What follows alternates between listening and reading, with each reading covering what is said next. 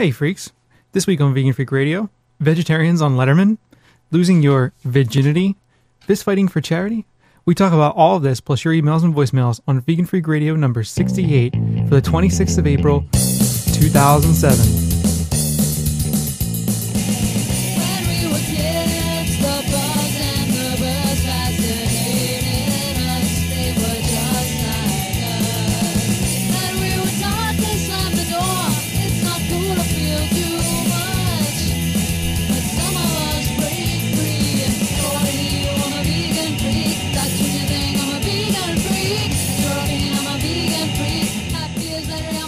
Coming to you from high atop their elite fortress of moral superiority, here are your protein-deficient hosts, Bob and Jenna. Hey everybody, how you doing? This is Bob. And Jenna. And we're back again for another week of Vegan Freak Radio. Sorry about last week. We were busy, we were traveling, we were out of town. Yes, we were all those things. We were indeed. So it was difficult for us to get a show together. It would have been crap. And this is our second crack at doing show number 68. We sat down yesterday to do show number 68. We sat here for a whole hour trying, and in that hour we recorded only 20 minutes of show. Yeah, because, well, we had the window open because it was really hot in here. It was warm. And that was an invitation for the dogs to stare out the window and then bark at everything that went past. Yeah, any and everything. A leaf blowing by on the front lawn, was suddenly like the most interesting thing in the world and had to be barked at. Yeah. And it was insanity. Yeah, and it would have been fine if it were a long distance, barking, but it was very, very loud and doing nasty things to our equipment. It was making the levels clip. Yes. Everything was clipping. Red all over the place in Yeah. the lever. It was just a mess, complete mess. And I don't know, we were kind of in a bad mood collectively. It happens. I know. happens. Some of you say that you appreciate the shows when we were angry and grumpy at each other, but they're less fun for us. So, and I don't know. We just kind of sit here and get grumpy. But anyway, today we're in much better shape. So we've got an exciting show for you. A lot of things to play for you today, a lot of things to talk about. But before we get into the kind of heart of the show, I wanted to do a couple quick announcements. First, those of you who have been listening to the show for a while might remember show number 40, where we did the vegan music show. On that show, we had Breakbeat Ninja, and he wanted us to announce that he has an album coming out. And you can find out more information about his album at myspace.com/breakbeatninja, Ninjah. So go there and check that out. You may recall we played one of his tracks, two of his tracks on that show, didn't we? One or two? I don't remember. Anyway, one of the tracks we played on the show, I think The Blue Desert, is also available at that MySpace page. You can get more info on the album. You can order it at breakbeatninja.com and all that stuff. So there you go. That's one thing. Another thing is, Jen and I were both recently in Boston, and I was there for a photo shoot of all things. I practiced my Zoolander-ish blue steel. And anyway, it was for a project, actually, an art project where this guy named Dave Kimmelberg takes pictures of heavily tattooed professionals, both before and after, in a sense. Not before and after. I mean, it has the feel of a before and after, but he takes pictures of the professionals dressed in their professional garb and of them dressed in their kind of regular, everyday street wear. And the idea is that, in the professional garb, you probably can't see the tattoos, but in the everyday streetwear, of course, you can. So I went and did that, and it was actually kind of interesting. He's coming out with a book, and you might want to check out his site, too. It is inked, INKEDINC.com. Actually, a cool project, because you can see that, different kinds of people who get tattoos, and there's doctors and lawyers and all kinds of stuff up on the site. And it was interesting. If he has a book that's kind of cool, so go check that out. Yeah. And we also have news about Dino's book. Will be shipping shortly. It will hopefully be going off to the printers next week. So it will be shipping very soon after that. It'll hopefully be back from the printers next week. Well, yeah. So anyway, Dino's book will be around soon for those of you that have the orders. We should have it out. We thought we'd have it out by the end of the month. It'll be pretty close. Yep. Probably just in the beginning days of May, somewhere in there, we'll have them all shipped out. And also, I kind of noticed lately that a whole bunch of abolitionist blogs are popping up. James Crump has one, Roger Yates, Ariex, I guess is how you say her name. I don't know, Joanne, whatever. She has her blog is interesting because it does, all the entries are in French and English. And she recently had an interesting fight there with a PETA supporter. So that's worth checking out. I will post links to all those in the show notes. Alrighty then. You don't seem very talkative today, J-Dog. I'm tired. It's Friday. You just had a coffee. I know. Well, I also just got back from work. Well, what do you think I did all day? I know, but you didn't have to talk to people. It drains me. Yeah, I see. So, in a way, I actually miss teaching a little bit. yeah, I can see how. I don't miss grading. I will never miss grading, but I miss teaching a little. Anyway, before we get into kind of the vegan aspects of the show, I heard something recently that I had to share with you, our kind and gentle audience. And I'm hesitant to share it because it's not really about what the show is about. But on the other hand, it is so absurd, and I think it's so telling of the kind of political forces that are happening, that are exerting control over the United States at this point, that it's really worth having a listen to. Now, I suspect it was worldwide news that there was a mass shooting in the United States in Virginia, 31 or 2? 33, including the shooter. 33 people died in this shooting. And, of course, all different kinds of political interests have seized upon the shooting to, of course, advance their own agenda. And, you get the pro-gun, the anti-gun lobby, and everybody. I've actually heard people say, well, if everybody were armed, there would have been no shooting, which is an absurd notion to me. But in any case, one of the most absurd things I've heard is from the American Family Institute. I think that's who this is. You should just listen to this. It's about 3.5 minutes long. Just have a little listen. Dear God, why didn't you save the school children at Moses Lake, Washington, Bethel, Alaska, Pearl, Mississippi, West Paducah, Kentucky, Stamp, Arkansas, Jonesboro, Arkansas, Edinburgh, Pennsylvania, Fayetteville, Tennessee, Springfield, Oregon, Richmond, Virginia, Littleton, Colorado, Tabor, Alberta, Canada, Conyers, Georgia, Deming, New Mexico, Fort Gibson, Oklahoma, Santee, California, El Cajon, California, Blacksburg, Virginia. Sincerely, Concerned Student. Reply: Dear Concerned Student, I am not allowed in schools. Sincerely, God. How did this get started? I think it started when Madeline Murray O'Hare complained she didn't want any prayer in our schools, and we said, okay.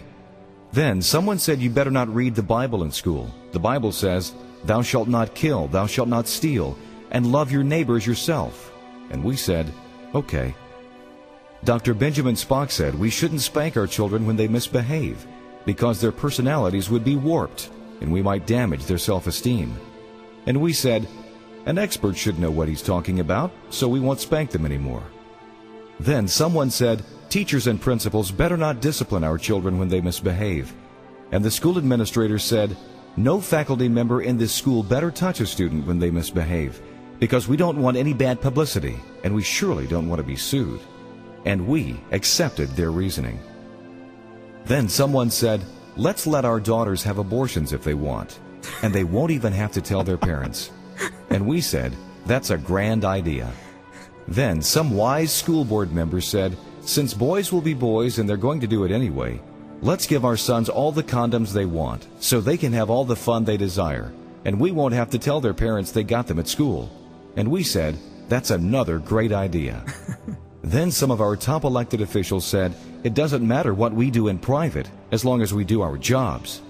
And we said, it doesn't matter what anybody, including the president, does in private as long as we have jobs and the economy is good. And someone else took that appreciation a step further and published pictures of nude children, and then steps further by making them available on the internet. And we said, everyone's entitled to free speech. And the entertainment industry said, let's make TV shows and movies that promote profanity, violence, and illicit sex. And let's record music that encourages rape, drugs, murder, suicide, and satanic themes. And we said, it's just entertainment, and it has no adverse effect, and nobody takes it seriously anyway.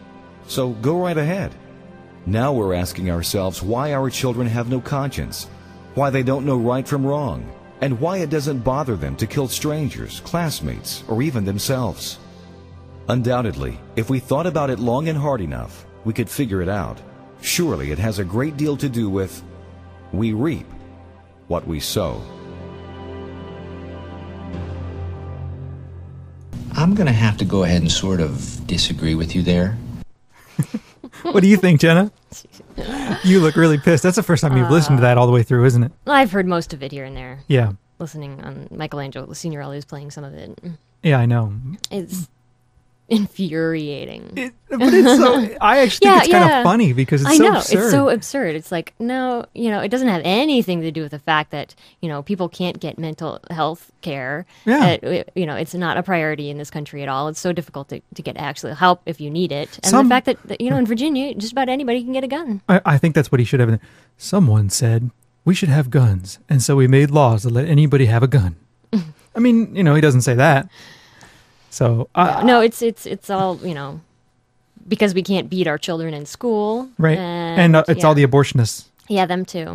We told our daughters, go ahead and have abortions. I'm surprised you didn't pick on the uppity feminists. They usually do. Yeah, they do. The feminazis. I'm surprised. Well, I mean, I guess that was sort of all contained in there when we were talking about the abortion. And it's all in there. Yeah, it's all in there. Yeah. They didn't go after immigrants though. No, I didn't hear any immigrant. I didn't hear anything like, well, someone said we should open our borders, and we did. They didn't say that. Yeah. Oh, and it's all Bill Clinton's fault too. Oh, right, yeah, right. Don't forget that. Yeah, Bill Clinton. I don't like Bill Clinton, so let's get that on the table. But the guy gets a blowjob, and it's Bush, the downfall of Western society. Apparently, Bush did cocaine and was an alcoholic for 10 years in his 30s and into his early 40s. He turned 40 is when he found Jesus and decided he wasn't going to do that anymore. And it was all youthful indiscretion. Apparently, youth, when you're upper middle class, extends until you're 40. Mm-hmm. I just think the whole thing, I actually think it's kind of disgusting because what it does is it argues that the reason that we have these shootings is because there's no prayer in school. What? Because we allow people to have abortions. What? The whole thing is absurd through and through to the core. And these are the same people then that go to the funerals of the victims of these shootings and protest. Well, I don't think it's the American Family Institute, but the people who like them, who enjoy this kind of rhetoric, indeed. Right. Yeah. Which and, sick.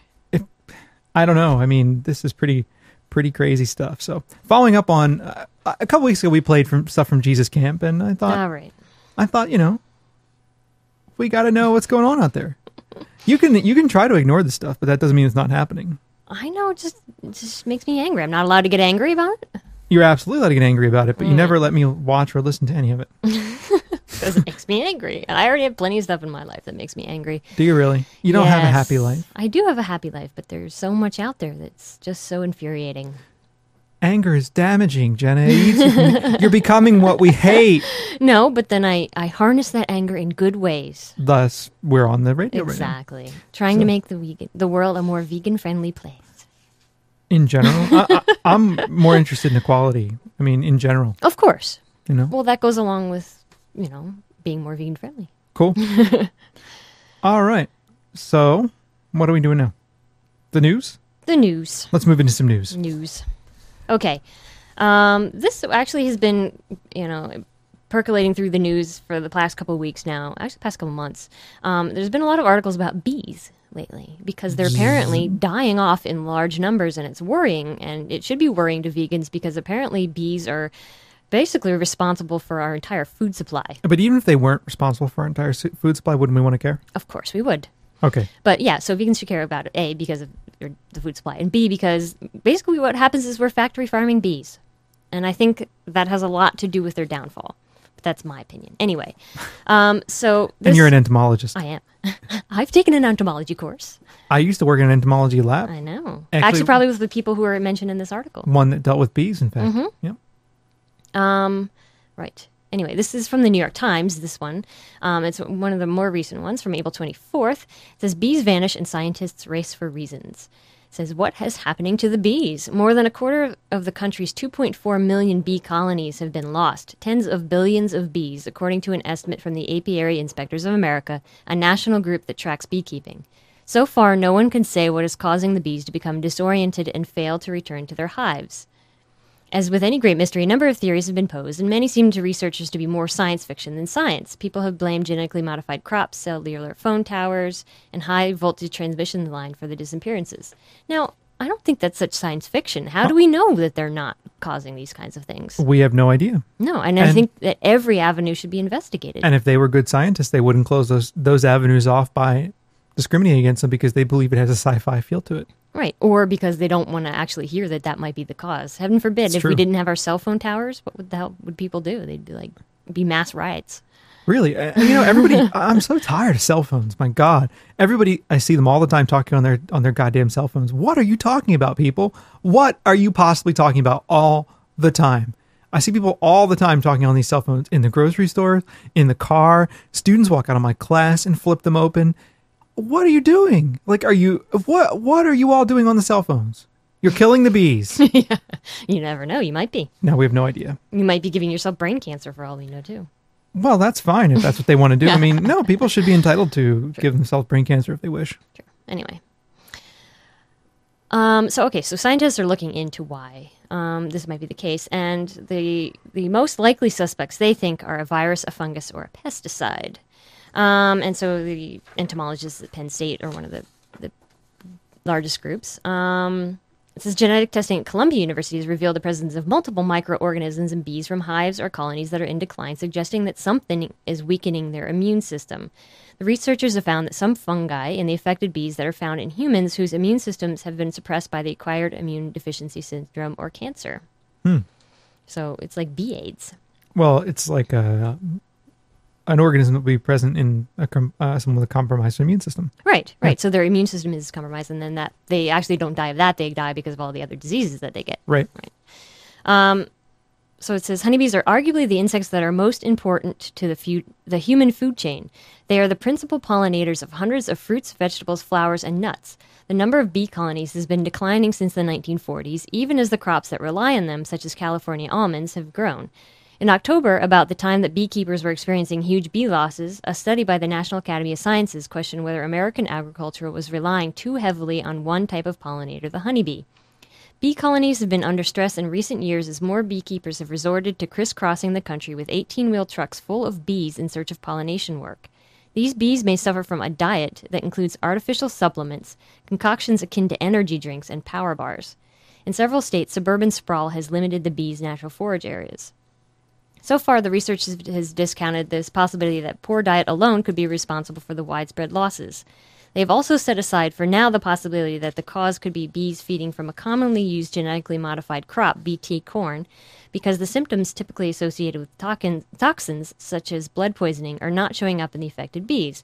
But researchers emphasize today that feeding supplements produced from genetically modified crops, such as high fructose corn syrup, need to be studied. So basically what's happening is that they're factory farming bees. Right. They're putting them under all kinds of stress because of the food, because of the habitat, and by moving them all over the place. And then they wonder why they're having problems. It almost is like the part of the plot of that movie. Damn, I can't remember it now. It's like, it's what bees need. What movie was that? Damn, where they were feeding energy drink to the crops. Oh, Idiocracy? Idiocracy. Yeah. So it's like they're feeding energy drink to bees. Yeah. And it's like, if you haven't seen Idiocracy, it's really stupid, It is but really it's dumb. funny. Yeah, it's kind of scary in a way. It's actually a little, Yeah. it's, I think it's A little prescient. worrying. Yeah, it's crazy stuff though. I mean, again, the whole idea of factory farming bees, it's, 18-wheeler trucks full of bees. These are going to be the side effects when you try to squeeze animals into these kinds of over-rationalized systems in which they wouldn't normally live. Exactly. And, I mean, it's a bad idea for any kind of monoculture, whether it be plants or animals, and especially in the case of animals, because they can't do the things that they naturally do. Absolutely. So this is what happens with, this is why bird flu is, a problem in bird flocks, is because they're all genetically similar. Yep. Because they need to be that way to be able to stuff them into cages, and to turn them into automatons. Machines for the production of profit. Exactly. We've actually talked about this before with pigs. And cows, and this is what happens. And it's not a good idea to have a huge monoculture of crops either, but at least with plants, it's not like it's going against their natural kind of thing. It's they're plants. Yeah, but I mean, there's still downsides to monoculture of plants as well. Yeah. Reductions in biodiversity and all that. Exactly. So there are plenty of downsides to monocultural cropping of plants, in addition to the fact that monoculture in the plant world requires increased inputs in terms of fertilizers and what do you call those things? Pesticides. Thank you. Right. That's why they need more pesticides, is because they're all genetically identical. So if one pest comes through that can wipe out one of them, it can wipe out all of them. Yep. Anyway, but another part of this article is that one of the things that they're looking at is a pesticide. I forget what it's called. It's around here somewhere. Anyway, it doesn't matter. Made by this company Bayer in Germany, and of course they're denying it. Of course. No, it's completely safe. Yeah. Even though France has already banned it because they were worried it was doing bad things to bees. Pesticides would never be bad for us. Chemicals are our friends. Of course. Well, that's they said in the 1950s, didn't they? Yeah, exactly. DDT, totally safe. No problems. I had, and actually, speaking of entomology, I was an agricultural science major. You know that, but some of our listeners do not. I had to take an entomology class as part of I had to take several actually, as part of my agricultural training. And when I took the class, we were showed a film, on one of those old reel-to-reel film things, it makes a really loud noise. And it showed a chemist and his wife who took pills of DDT every day for, I think, a month or something. I forget exactly how long. It was one of these old, like, DDT proven safe, one of those, like, and there was a chemist on there and his wife, and they took DDT pills every day for a certain amount of time to prove that it was in fact safe at that level. Now they're probably completely dead, and Well, yeah. or their bodies probably have not rotted yet Right. in the grave. But no, I do actually remember seeing a film on that and talking about. That's actually where I first learned about LD50 testing and all that stuff. Yeah, me too. I took basic entomology. LD50 testing is really horrible for those of you that don't know about vivisection. But we won't really go into that here. But you're right, Jenna. Who would ever think that pesticides would be bad for us? No. Yeah, but it's amazing really how much they can screw up the agricultural system. Absolutely. And they're toying with everyone's food supply. It's really scary. It is, but that same supply is also controlled by a handful of people who Exactly. use the whole system for profit. Exactly. It's disgusting. It is disgusting, and it's why you need to buy local food when you can. It is. Because Absolutely. they don't monoculture, they do all these great things. Some do. Well, some do, but I mean less often. True. You want to buy, local food is better. I mean, just also in terms of the miles that it's traveled, local food is better. So we'll move on to our next article. Yes. Our next article I just want to talk about very briefly here is that there's been a big meat recall after an E. coli outbreak. 100,000 pounds of frozen beef was recalled because 3 children in Napa, California fell ill with E. coli poisoning after eating hamburgers at Little League concession stands. And it's your typical E. coli contamination story. We don't need to go into the specifics of it. Those of you that are vegan have know these stories and hear them all the time and know why they happen, right? They're shit in the meat. Let's just lay it on the line. They're shit in the meat. What is interesting about this, though, is that the meat that was recalled is almost a year old, right? This stuff was slaughtered and produced, ground up almost a year ago. That is disgusting. I mean, it's disgusting to begin with, but it's even more disgusting that this shit's a year old almost. I know. What the hell? Yeah.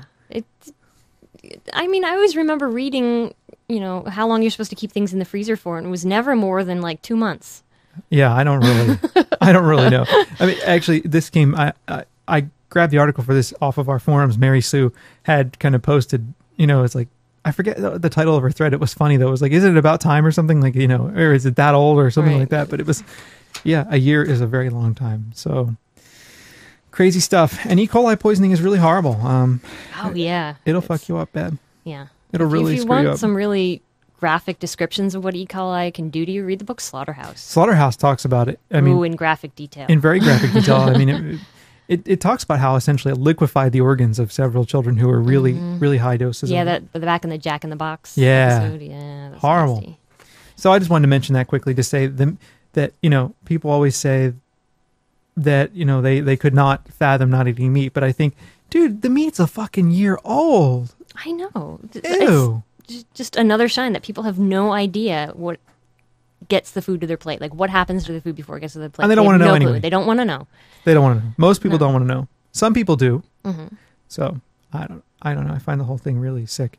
Another thing I find sick, I read Boing Boing. I mean, those of you who probably know, I don't know. It's like one of the default feeds in a lot of feed readers that I use. But anyway, I read it pretty often. And they recently had this thing on there where they talked about these Korean dishes, where you actually get the fish and it's still squirming.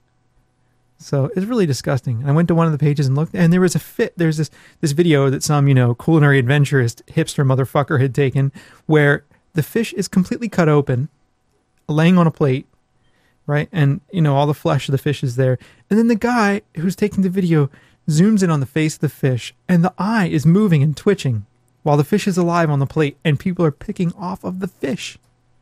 Isn't that horrible? That's disgusting. That's torture. It is torture. I think that's so horrible. I mean, I watched it this morning. It made me mad. It made me feel angry with humanity. Yeah. I have moments like that. Of course. People do some really sick shit. They do. But anyway, let's move on to something a little more interesting and entertaining, perhaps. Okay. So anyway, I'm on UPC. What are they? United Poultry Concerns. I was blanking on the acronym there. In any case, I'm on United Poultry Concerns mailing list, and I got an email from them saying that Ira Glass, who is the host of a radio show called This American Life, it's kind of a documentary radio show. For those of you that live outside the U.S., you get a podcast of it. I think it's thislife.org or something, probably. It's a good show in general, but Ira Glass is the host of this show, and This American Life has also been moved to a television show. So he's on Letterman to discuss the television show, and he says some things that I think are kind of interesting, and I thought we should talk about. So we'll let this clip go. It's about 5 minutes long, but give it a listen, and we'll stop along the way, or maybe we'll just talk about it all when it's done.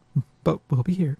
Tell me this story about the chicken lady, the chicken rights advocate, the woman who is upset about annual coverage of poultry consumption at holiday seasons. Yeah, well, this came out of we got protested. We got protested on the radio show, and when you're on public radio, like the kinds of things people will protest you for and write to you angrily about will be the grammar of your sentences often and things like that. But there was a period where for several years actually, this woman named Karen Davis, who runs like a poultry advocacy group, she was upset because every Thanksgiving we would do, like during the highest poultry consumption months of the year, which are your Thanksgiving and your Christmas, we would do every year we would do a show about turkeys and chickens and ducks and poultry, and we called it the Poultry Slam after the Poetry Slam, which is the Chicago institution, and they were really, really angry, and they organized letter writing campaigns where they wrote to us, they wrote to our underwriters, they wrote to our network, they wrote to all the member stations, they wrote to me personally. I would get mail at home from people, very, very angry chicken advocates, because they said that they said just the name of the show, slam. It's like you're saying like chickens are bad and we should slam them, and then.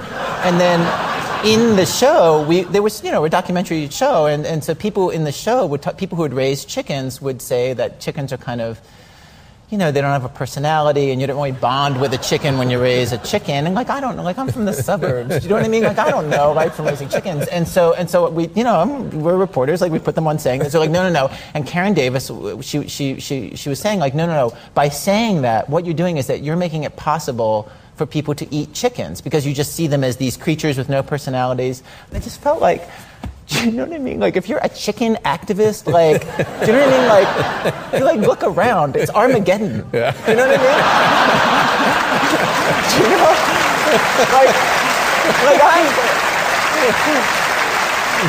You know what I mean? And you think to yourself, where can we draw the, like what's going on? It's like there's commercials on TV that like of like people like happily like eating chicken and like with their kids, and there's jingling music, and like and like someday when the chickens are free, they'll show those in the little Chicken Armageddon Museum, like see what it was like back in the day when people ate chicken, and okay, so how can we stop this? How can we stop it? Well, there's a little public radio show in Chicago. They're saying this thing. That's the linchpin that's running the whole business. If we can just stop that public radio show. It just seemed like such terrible activism.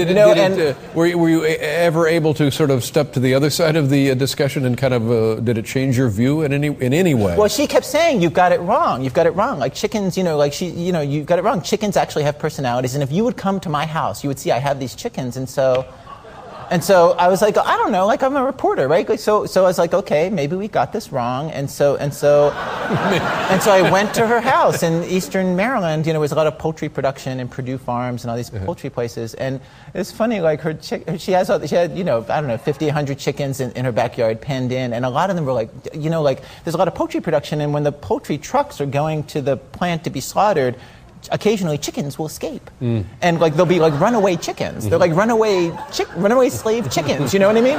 And the Underground Railroad brings them to this lady. Like these were the. Do you know what I mean? would bring these runaway chickens, these completely free spirit chickens to her, and then and so she had all these different chickens in her backyard. And I don't know if you've been around many chickens. Not more than usually one sautéed breast at a time. And so I met her chickens, and and I got all credit to her. Like, it turns out they have, they don't, they're the outgoing ones and they're the shy ones, and they do. I'm here to tell you. And that has it changed your dietary interests? Well, yeah. Well, as a matter of fact, absolutely. Yeah, I actually, and every time after that, I would have a piece of chicken. I would think back to her chickens and the shy ones and the outgoing ones, and I would think, is this the last piece of chicken I'm going to eat? And then eventually it was the last. So you did stop eating I became chicken. a vegetarian because of that woman. Wow. She got the last laugh on me. Wow, how about that? The power of your own show affecting you. Kind of. Yeah, kind of. Yeah. This American Life, Thursdays, 10:30 showtime. Congratulations, Ira. Thank you very much. Good to see you. My best. Okay. Jenny, your thoughts? Well, I mean, I know that so far the feedback, I haven't read the thread on the forums at all. Okay. I've been staying away from it on purpose. Why? So it didn't cloud what I wanted Cloud to say. your perception and your judgment? But from what you tell me, people think it's mostly positive. So far, I mean, the things I'd read, yeah. And I think it is and it isn't.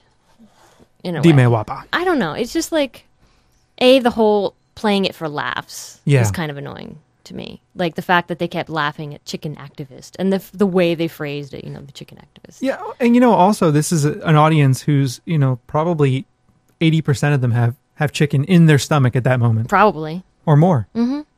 So I don't know. The fact that he was saying that's the first thing that bothered me. And he was making Karen Davis sound absolutely ridiculous. Yeah. So, I mean, I guess from the other side, a poultry advocate would be ridiculous, I guess. This is true. So, I mean, right. But, I mean, at least he was engaging. He's a good storyteller, or else he wouldn't have the radio show that he has. Yeah. But I guess the other part is that he sounded kind of embarrassed to He be a did sound vegetarian. And I think that's what bothered me even more, is that, he's like, okay, you had this experience and your life was changed and you became a vegetarian because of what you learned. Own it. Yeah. Don't be embarrassed by it. You change your perceptions, and that's a good thing. It is. It is. And I've heard this from other stars, I think in things I've read from Moby and that kind of thing, he almost apologizing for being it. It's just the way Ira stutters at the end is I don't know. It's not something to be ashamed of, people. And he's like, and but on the other hand, you could look at it from this perspective. Here is someone who is on a show that is syndicated really, in all of North America, talking about vegetarianism and the reason and his connection with an animal and how that got him to go vegetarian. Yeah, and I know. And so it's actually, that's what the good part is that, he making it seem like even he thought this was completely ridiculous, but okay, I'm going to go find out about it. And he actually changed his mind. So I think this regular guy, this Ira, guy who can do it. So that way it is good. It's funny too, because he says he said that what they did was horrible activism, but actually he proves them very wrong by being on Letterman talking about the activism. Exactly. And that proves that it's not horrible activism. I don't know. I mean, I was kind of drawn on my preference would have been for it not to have been as much of a joke. I mean, I understand that that's an entryway for a lot of people into the humor of it, but right. I think most people look at that as the fuck was that? God damn, I hate Windows. Anyway, the point that I'm getting at here is that I think a lot of people,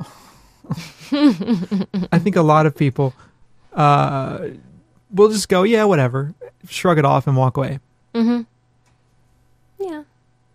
I don't know. I think is good because, these kinds of things, what they're going to talk about on Letterman is, of course, decided ahead of time. And the fact that he wanted to tell that anecdote in particular is interesting, that he wanted to bring it out there. And so that's good. That is a plus. Yeah. That is a plus. So I think on the whole, it's not a bad thing. I wish he were a vegan, though. That's our next letter writing campaign. Ira, you need to be a vegan. We should send him a copy of Vegan Freak. Yeah. He would fucking hate it. Yeah, he would. Probably. I mean, he's on public radio. Our book is not public radio friendly. No, we make fun of people. Listen to NPR. We listen to NPR. Just so in case anybody gets mad at us, we do listen to NPR as well. People get really. we make fun of like kind of older middle. We make fun of kind of upper middle class, ex-hippie types, ex-hippie liberal types in Right. our book, right? On the yet by all conventional measures, we are in fact the people we're making fun of, right? course. We're not that old, right? But you know, we're college professors. We're essentially, I consider myself a leftist, but you know, we're part of the shop at the liberal. co-op, and We're part of the liberal establishment, so Yeah. it's meant to kind of poke fun. We have met some people who have enjoyed us poking fun. It's just, and a lot of people who haven't. and a bunch of people who get really bitter Have about no it. sense of humor whatsoever. Which I'm like, ha, you're old. No, I'm just kidding. The future belongs to the young. No, I'm kidding. I'm not being ageist. Not being ageist. Okay, so I think that was, I don't know. I'm kind of drawn on it. I think part of it's good and I think part of it's not so good. Yeah, I think, I agree. But overall, I'm happy to see some exposure for the idea of someone actually having a connection with an animal and being surprised by that connection and then making positive changes in their lives. So Exactly. I think from that perspective, it's good. It is very good. But Yep. my advice to all of you out there, don't be ashamed to be a vegan Yeah, or a man. vegetarian Meek even. vegans do suffer. Just be proud of it and own it. Be a proud freak. I completely agree. I mean, that's the other thing. People sometimes ask us, like, what is this shit about vegan freak? What the hell does that mean? And the idea is that not that we are vegan and freaky. I mean, Well, we are. we are, but that's not exactly what we mean by it. I mean, part of what we mean by it is that to be vegan in this world means that you're making a conscious decision that goes against the flow of the way our society operates. People will think of you as a freak for that and fucking own it. Don't be afraid of it. Own that freakdom. Like, own it. Make it yours. Live with it and try to get people to understand why you are a freak in that way. Exactly. So it's not like, I actually, I think that we should try to normalize veganism, but I don't think that means that we should bend over backwards to do things like create Tahiti, vacations and all that stuff. I mean, I just read veg news, right? Every so often. No, I do. I read veg news every so often, and I just feel like they get confused, number one, between vegetarian and vegan, and that bothers me. Mm-hmm. Because I understand the philosophy behind it, but I don't agree with it, because veganism is a principal political statement. If people don't understand what veganism is, and you're not calling veganism, it loses some of its impact, number one. I agree. Number two, I also think that veg news, goes out of its way, I think, to try to normalize veganism, and that's a positive thing. But on the other hand, it's like, okay, are we going too far in the direction of normalizing it and maybe taking on some of the attributes of the rest of the culture that we maybe should shun? That's all I'm going to say. Right. That we should be concerned with not just equality for animals, but also all the human beings that are affected by this and the capitalist society that we live in. Absolutely. And how it affects everyone and not, and yeah, the whole other thing about veg news that bothers me is that it takes on, it's like, we already have the stereotype that we're all, middle class, upper middle class bougie types, and they just go with that. Well, they embrace it fully. Yeah. And so what I think that leads to is rightfully the idea from the right, not from the right, from the left, that many people would say that, look, vegetarianism essentially places a fetish on animal suffering, or veganism places a fetish on animal suffering and ignores the suffering of humans. Mm-hmm. I completely agree. Mm-hmm. And I think sometimes that comes through very clearly. But anyway, enough of the ranting and rambling and Yeah, we whatever. sort of got off tangent there. We did. But that's what the show's all about. It is. All right. Tangents galore. We have a new theme song this week that we need to talk about and play, and this is from DJ McBastard. I know the punks you out there are just going to be repulsed, but I actually really like it. Mm-hmm. Here it is.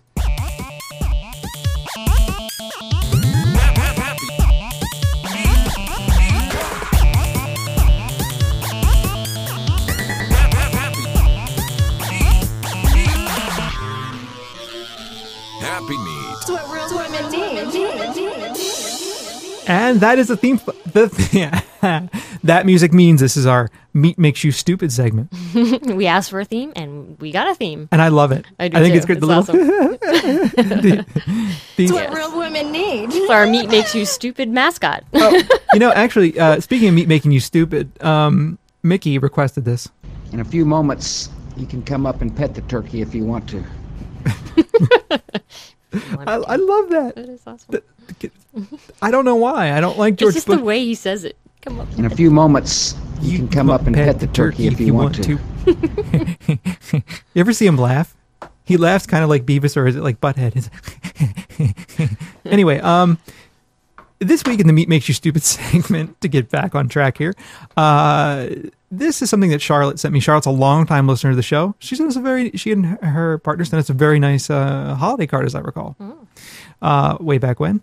But anyway, she sent me this, and it's a segment from a CBC show, and basically it's at this thing called Canzine West, I think, and there were a bunch of food writers. They're reading essays about food, and they're all like, of course, self-referential and hip and all that. And I think what this segment actually does prove is that Canada also has its fill of annoying hipsters who think they're being ironic too. But anyway, I'll play this for you. And where is the file? Oh, here I had the file labeled "Stupid. See you next Tuesday," and I'll just let this roll.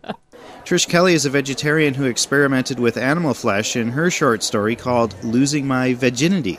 I owned a cow once. When I was a kid, my mother demanded that my father stop buying me extravagant princess dresses and start buying practical gifts. So he bought me a cow from my uncle's farm. After a brief introduction, my hand reaching through the slats of the pen to pet the caramel and cream-colored calf, I wanted to take it home with me.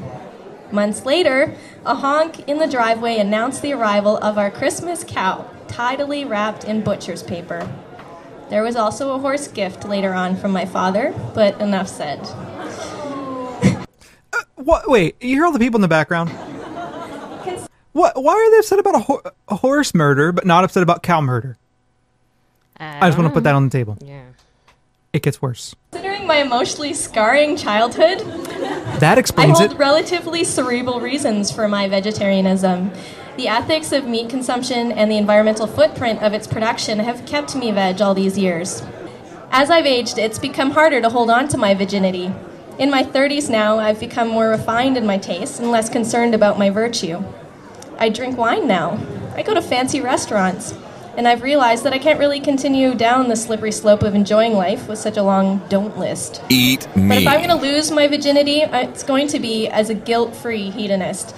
I'm going to do my homework and find an ethical way to indulge. The ethical way she chose to indulge was to feast on seafood that was harvested in a sustainable fashion. After the readings, the writers discussed why they feel writing about food is important to them. Oops, I meant to cut that last sentence out, but I forgot. Oh, okay. Anyway, it doesn't really go on too much more beyond that, but where it's a veritable buffet of idiocy. Then I can just pick and choose from, pile my plate high to talk about all the stupid things that she has said. I first need to say, you're not veg. You're a fucking meat eater. Not vegan. Not vegan. Not vegan. Not vegan.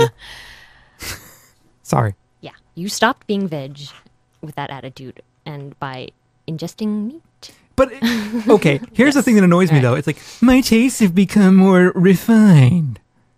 That is what she said. Yes, I know. And my don't list was too long. It's apparently become hip to not care. Yeah. I just find the whole thing so frustrating because, okay, first it's like, first she makes light of the whole issue. Mm-hmm. But second, the whole idea that her tastes matter more to her than her ethics is disgusting to me. It's reprehensible. It's reprehensible. And I think, I don't know what I think. I just think it just... Tampering in dark-sided stuff! That's what I think. She's tampering in dark-sided stuff. No. Well, you know what? You can be a hedonist and be a vegan.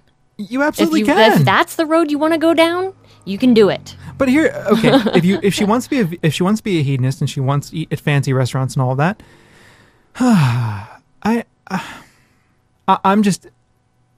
angry. I'm sorry. I know. But she puts, the drinking the wine and the eating of the foie gras and all of that above any type of ethical consideration whatsoever, and she knows better. That's the thing, too. Yep. She knows better. She does.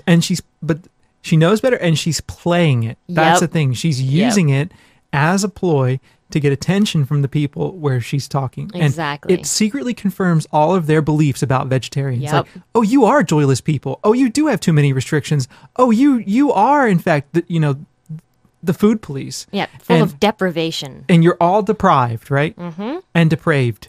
And, well, we are. Mm-hmm. Depraved. We're all deprived, and that little story confirms that that belief who in the mind of every single omnivore in that audience who's always thought all that shit about vegetarianism or veganism, and there she is confirming it for every single one of them. Exactly. Oh, I used to be this caring person, but I've grown up and grown out of that silly, utopian view. I used to care. Now I eat infants.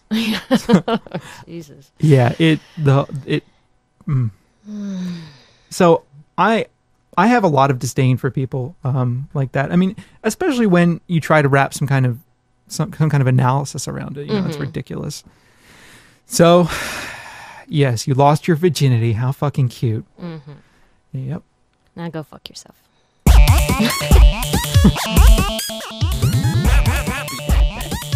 We're done with that segment. Yeah. Yeah, I think. Happy Meat. And that was our Meat Makes You Stupid segment. And clearly it does. Mm-hmm. So, moving on.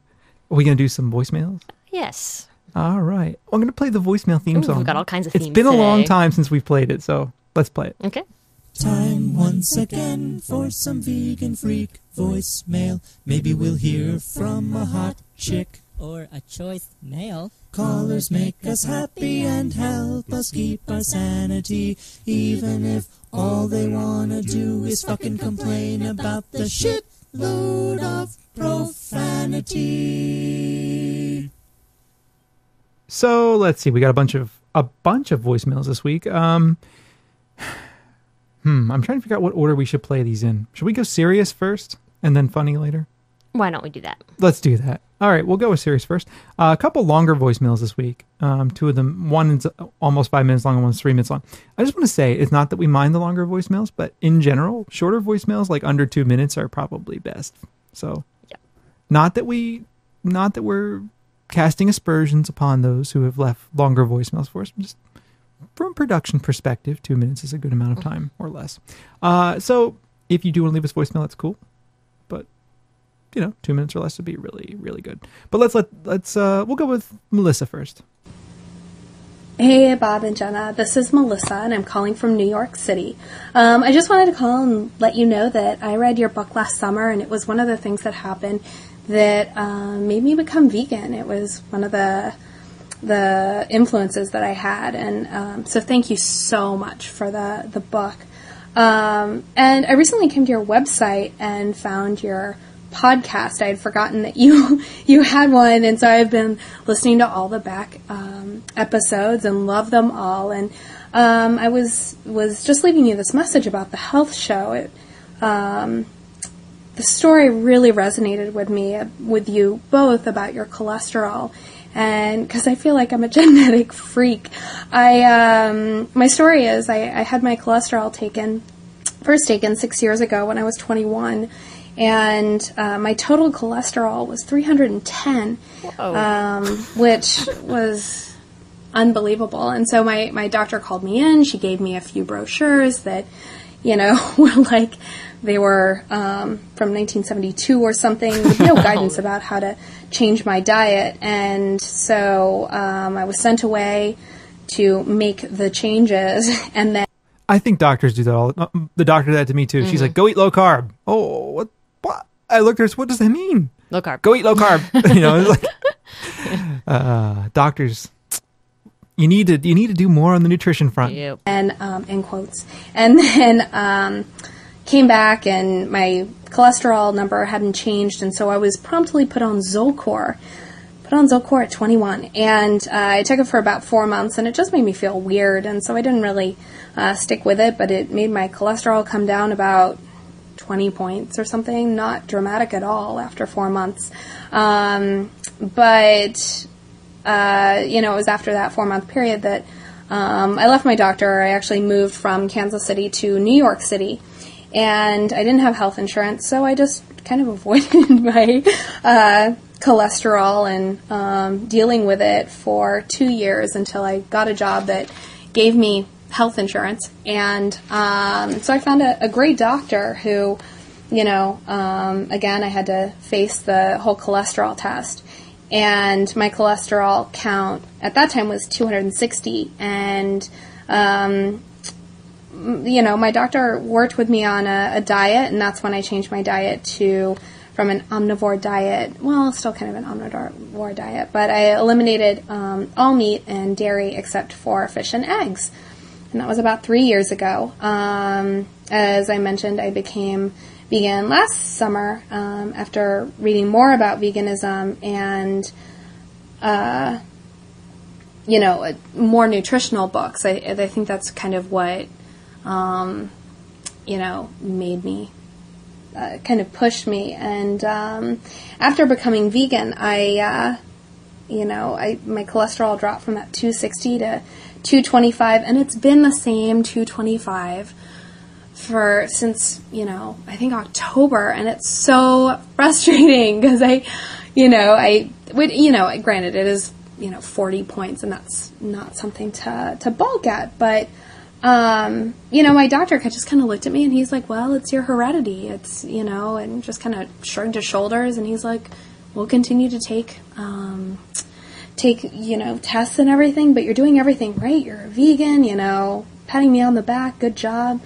But, after listening to your podcast, I'm just, looking at reevaluating my diet because the results that you had were just, great. And I was, again, I was just shrugging my shoulders. It's like, what can I do? I'm not going to go on medicine or anything like that. So, I'm starting to take steps, and I bought one of Dr. Barnard's books, and I didn't know that Vicenta Molinas took patients for some reason. And after reading Becoming Vegan, I thought she only, was an author, and so I'm kind of gathering funds to have her evaluate my diet, and so I'm just so excited, and thank you so much for sharing that story.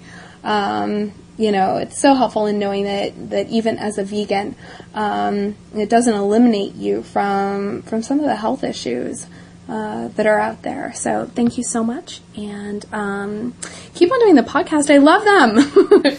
So I'll talk to you later. Okay, thanks. Bye. Thanks, Melissa. It's awesome. Thank you. I appreciate the kind words, and I'm glad you've picked up some of the books like by Barnard and by Vicenta Molina.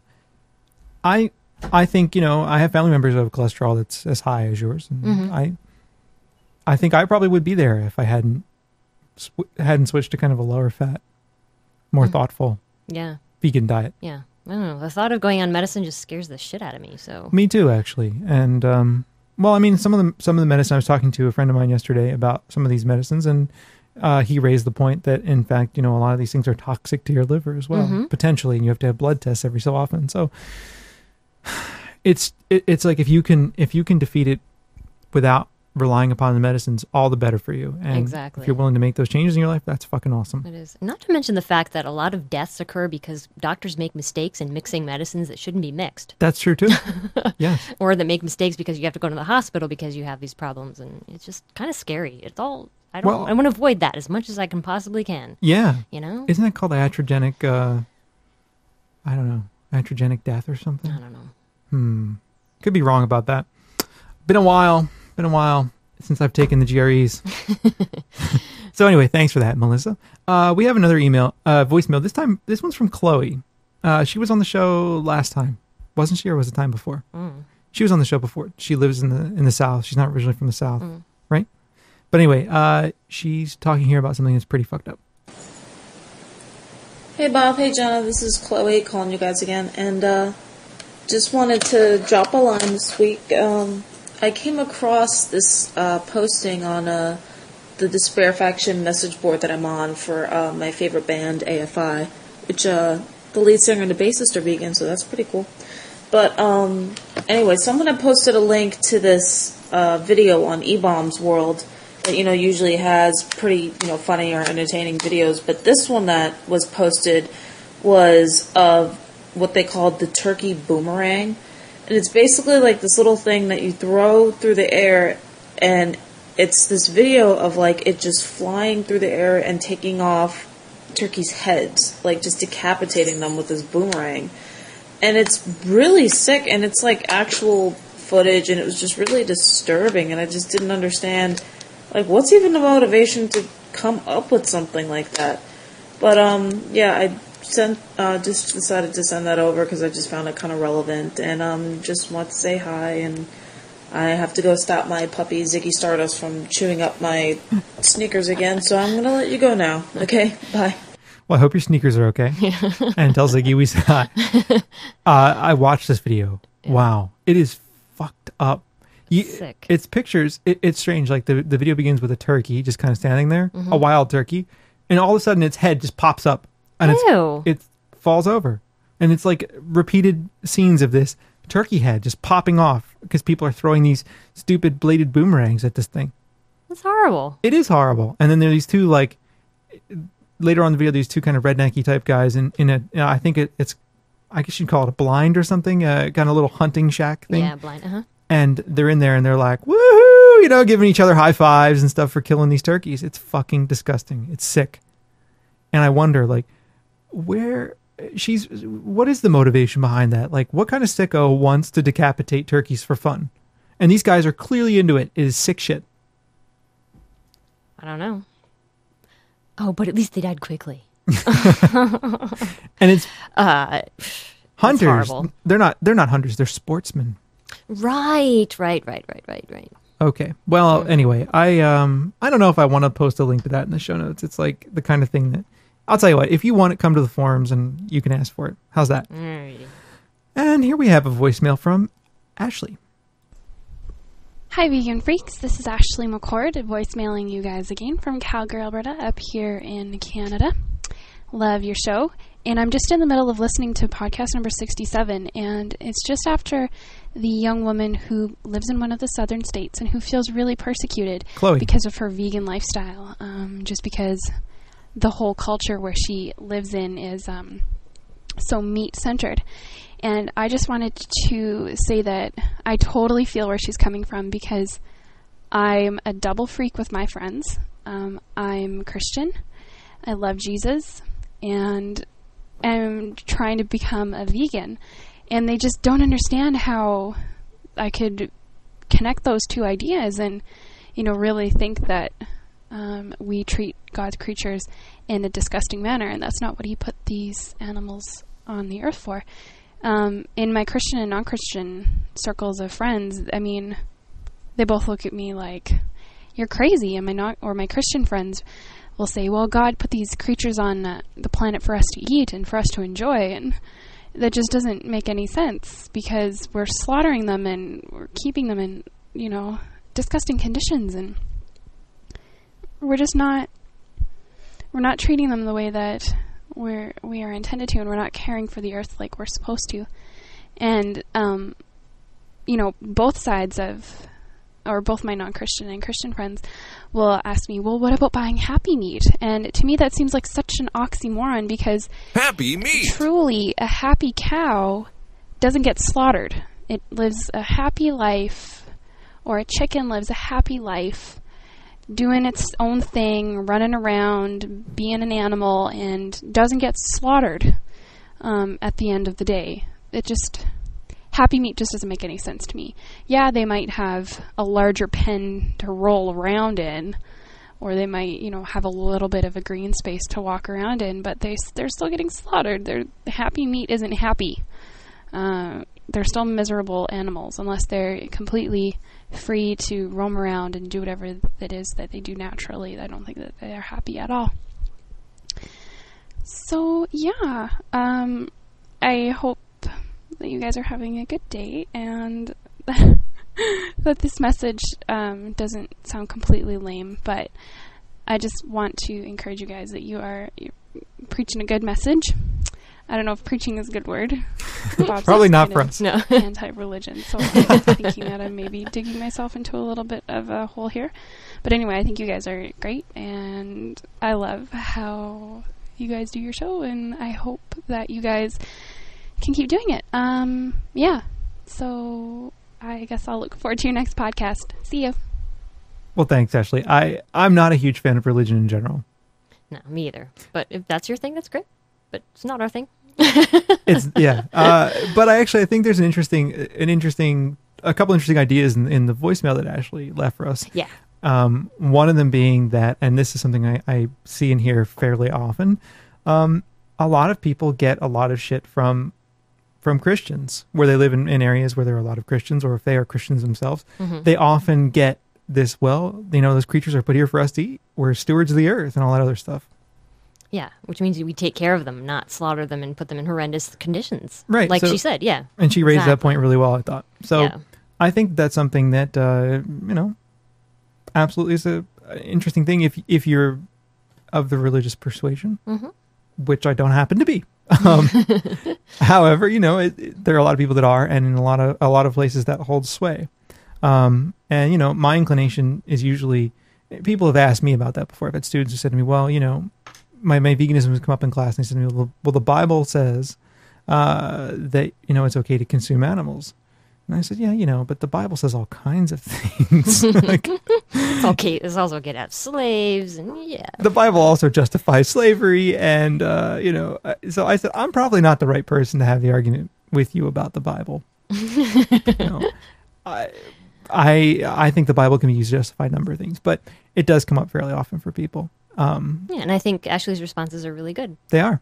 They absolutely are. Especially with regard to happy meat. Absolutely. And I think it's worth turning those things around on the people who are bringing them at you. If, in fact, you're getting these things and you want to, even if you're not Christian and you want to talk to Christians about this, who are talking to you about it, why not turn around and say, this isn't the way that God intended us to treat these creatures, if that's what you actually believe. So I think some good points in there. And thank you for listening to the show, Ashley. You must be very open-minded indeed. Yeah, if you can listen to us. So that's funny. Okay, we have 2 voicemails from Mike. Well, you should play the one from Tamara first. We're going to do the serious ones first. Or did you not put them on there? Where is that one? I don't know. I gave them to you. Did you not put them in there? We had 2, one from Patrick and one from Tamara. I don't see it. Oh, no. Where did they go?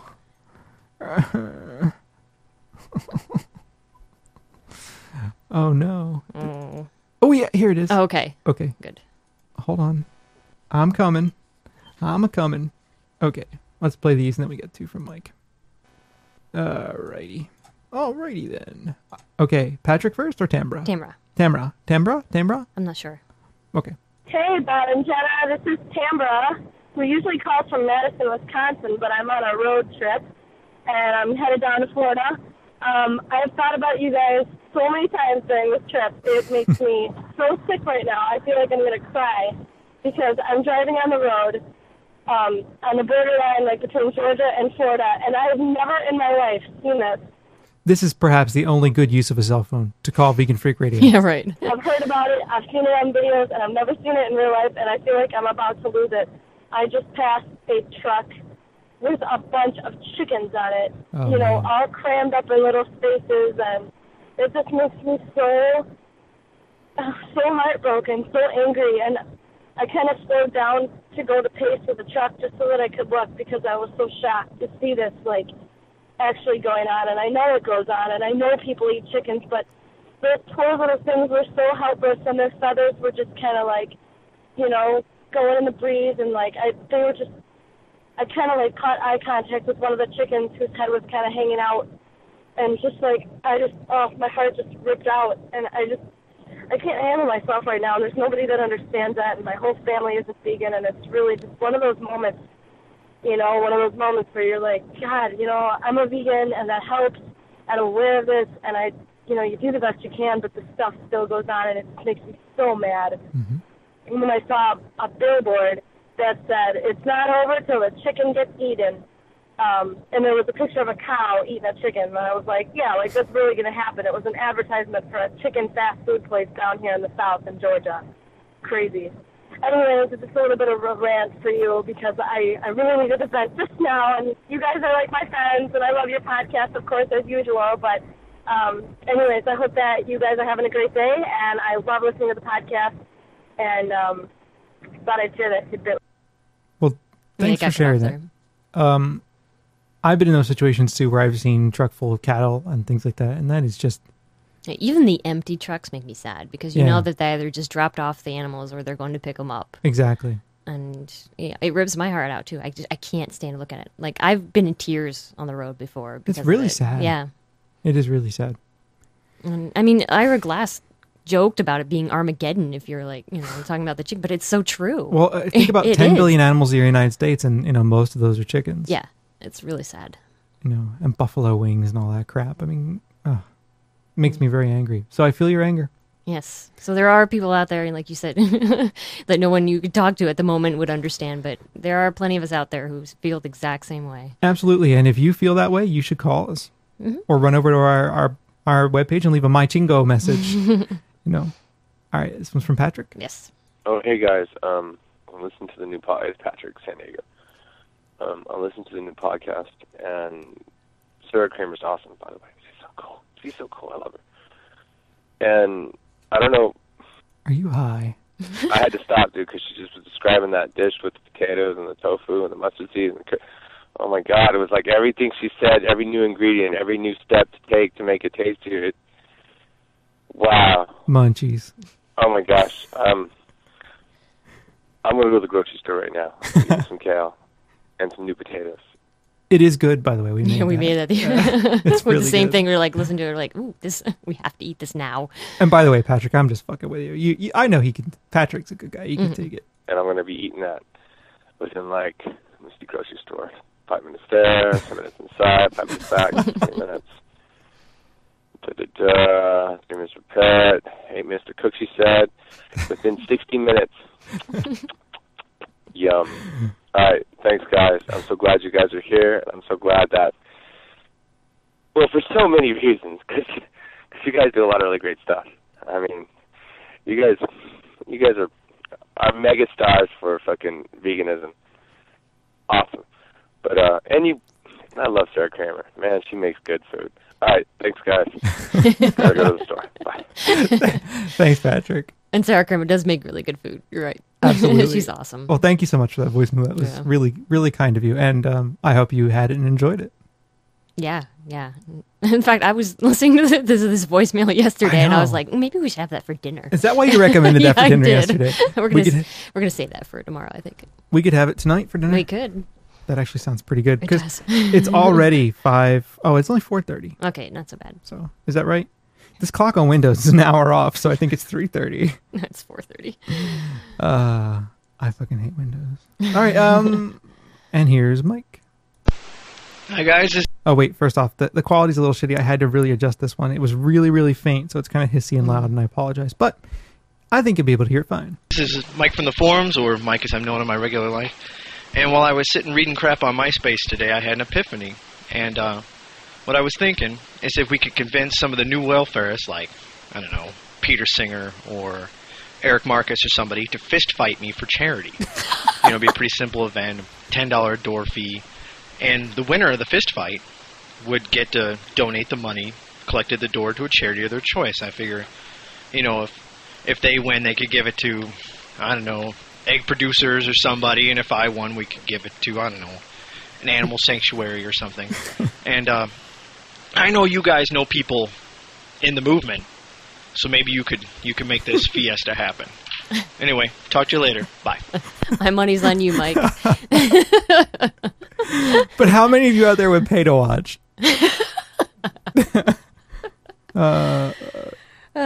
Peter Singer versus Mike. That'd be funny. That would be funny. Okay. Or maybe we could just do like mud wrestling or something. Could be. I don't know if Mike would want to mud wrestle Peter Singer. There might be some mutually satisfying relationship. I don't know. Well, actually, maybe it might not. Mike might not be into the mutually satisfactory. Peter Singer, I don't know. Sorry. Hi guys, this is Mike from the forums again, or Mike as I'm known in my regular life. And I had one more idea I wanted to share with you. I was thinking about the green scare and how the government is so hell-bent on wasting all this money. By the way, Vegan Freak Radio does not necessarily endorse the following tactics. Surveilling us. And I thought, wouldn't it be great if we could help them by inventing fake terrorist cells? Now, basically, all we'd have to do is you and 3 of your buddies would have to behave in a way that you think terrorists behave. Make cryptic phone calls, use public key encryption, email, act suspicious, and you know. I already do all those things. Don't just talk about actions on the telephone or the internet that you have no intention of committing. And in essence, what I think we can do as a movement, if enough of us do this, is bankrupt the government, or at least bankrupt their surveillance budget, and maybe then they'd see the fallacy of surveilling a movement that in God knows how many decades has never taken a human life, and go back to, I don't know, monitoring the white supremacist movement who kills people every year. It was just a thought. I'll talk to you later, guys. Bye-bye. Yeah, you know, eco-terrorism is now the number one domestic terror threat in the United States. Great. That's what the FBI says. Yes. I mean, meanwhile, we have people like right-wing, far right-wing white supremacists who are no longer really on the radar anymore. Because even though they, blew up that, that building in Oklahoma City. Remember that one? Yeah. Oh, that one. Yeah. Right. I mean, crazy shit like that. Actually, though, some of what Mike describes could be illegal under the Animal Enterprises Terrorism Act. It could be considered a conspiracy. This is true. This is true. I'm tisking a lot today. You are. Why? I don't usually do that. Ever. Tisk. I don't know. Sorry. Yeah, man, but, I do most of that stuff anyway. Like, I use public key encryption. I make random weird phone calls to my friends. You don't. I know. Okay. So let's move on. What do we do? Oh, yeah, we're done with the voicemails, are we not? Yes. 267-295-1944. Write the number down on your refrigerator door. Add the 001 country code if you call us from Vienna. That's how you leave a voicemail for good old Bob and Jenna. Jenna's throwing me dirty looks. I think she thinks that the FBI is going to bust down our front door because I just said I do some of that stuff anyway. All I do is send public key encrypted emails that is not illegal. I know. Okay, relax, Jenna. You worry too much. You really do. I know. Anyway, if you want to leave us a voicemail, our number is there.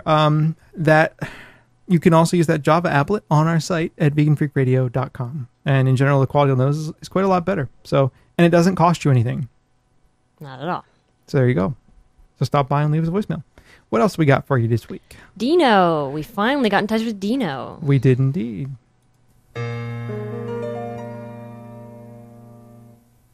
Dino.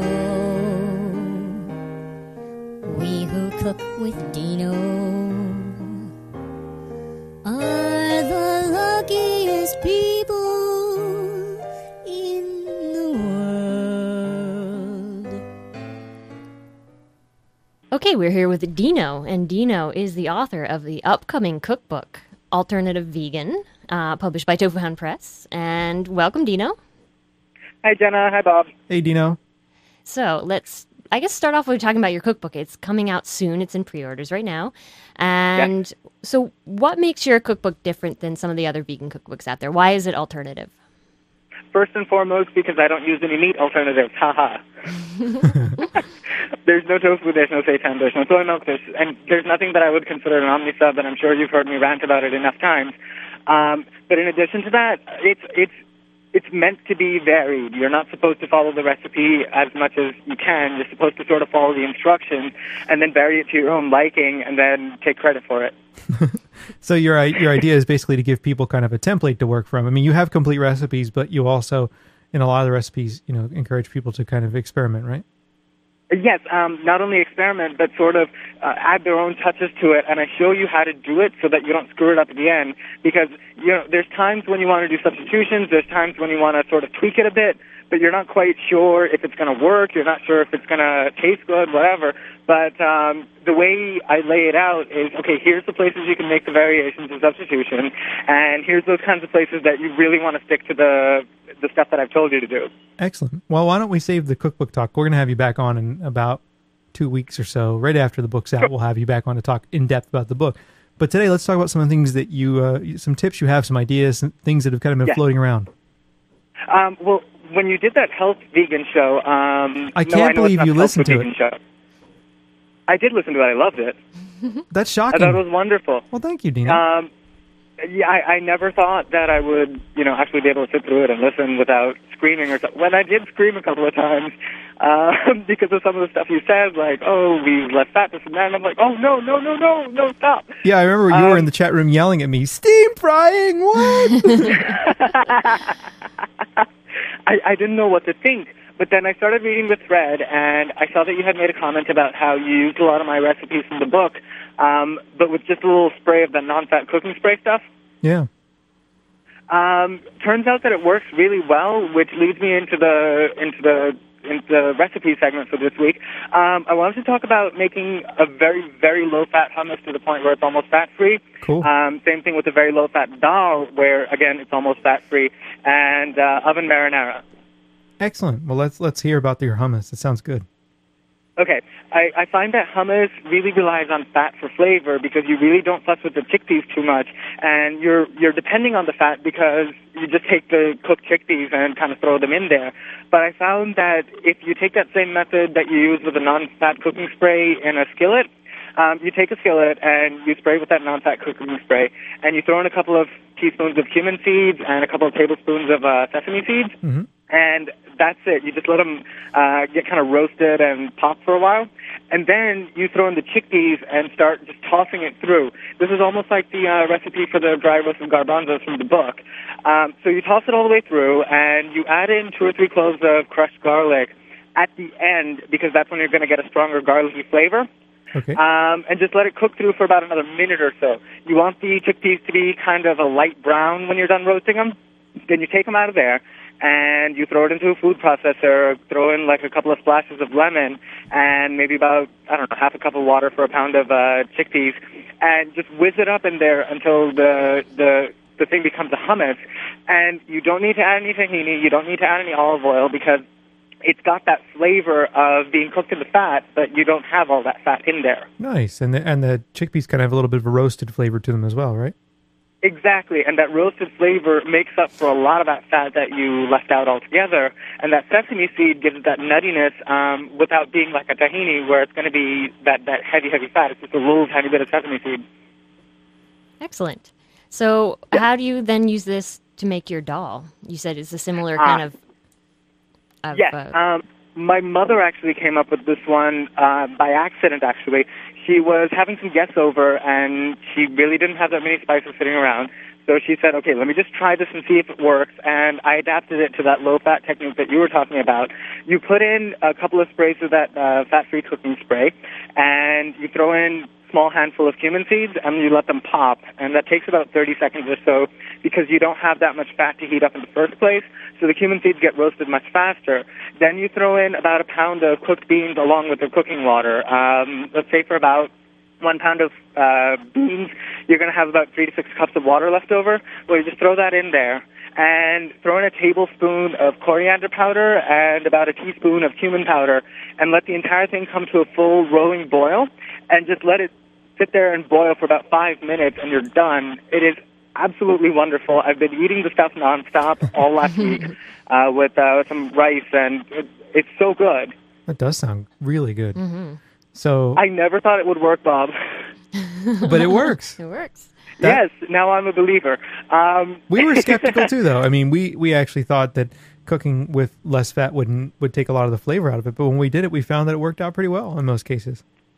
It works out really well because it didn't sink in that you're not getting the flavor from the fat. You're getting the flavor from the spices. Right. Exactly. And you just have to think of another way to get them kind of integrated in the dish because traditionally that's what the fat would do, I would think.